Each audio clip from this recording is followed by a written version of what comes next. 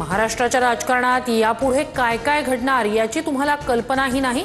राज ठाकरेंचं सूचक वक्तव्य। राज ठाकरेंच्या वक्तव्यानंतर राजकीय वर्तुळात चर्चांना उधाण। सप्टेंबर महिन्यात या देशात महत्त्वाच्या राजकीय घडामोडी घडतील। पंतप्रधान मोदी आणि अमित शहा यांनी राष्ट्रपतींची भेट घेतल्याच्या पार्श्वभूमीवर संजय राऊतांचं भाकीत। चीनने भारताचा 2000 चौरस किलोमीटरचा भूभाग गिळंकृत केला हे तुम्हाला कसं कळलं? जर तुम्ही खरे भारतीय असता तर तुम्ही असं वक्तव्य केलं नसतं। राहुल गांधींना सुप्रीम कोर्टाने सुनावलं। मनसे बीएमसी मध्ये 100% सत्तेत येणार। युतीचं काय करायचं ते माझ्यावर सोडा। 20 वर्षांनंतर आम्ही भाऊ एकत्र येऊ शकतो तर तुम्ही का भांडता? हेवे दावे संपवा, कामाला लागा। मनसेच्या मेळाव्यात राज ठाकरेंचं भाष्य।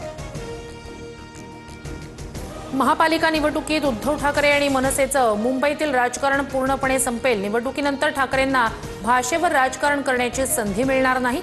निशिकांत दुबेंनी पुन्हा डिवचलं। निशिकांत दुबे महाराष्ट्रात कधी येतायत याची आम्ही वाट पाहतोय। आम्हाला दुबेंचं आमच्या पद्धतीने स्वागत करायचंय। मनसेच्या संदीप देशपांडेंची प्रतिक्रिया।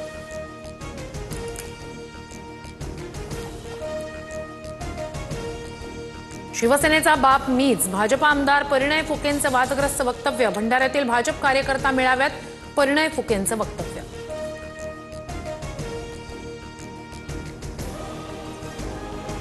भाजपच्या मुंबई महापालिका निवडणुकीसंदर्भातील बैठकीला सुरुवात।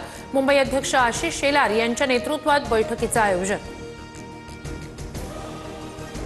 दादरमधील कबूतरखाना तात्पुरता बंद। कबूतरखाना बंद केल्यानं जैन समाज नाराज। मंगलप्रभात लोढा आज महापालिका आयुक्तांना भेटणार। भुसावळच्या हतनूर धरणाचे 4 दरवाजे उघडले। तापी नदीत 6392 क्युसेकनं विसर्ग सुरू। नदीकाठच्या नागरिकांना सतर्कतेचा इशारा।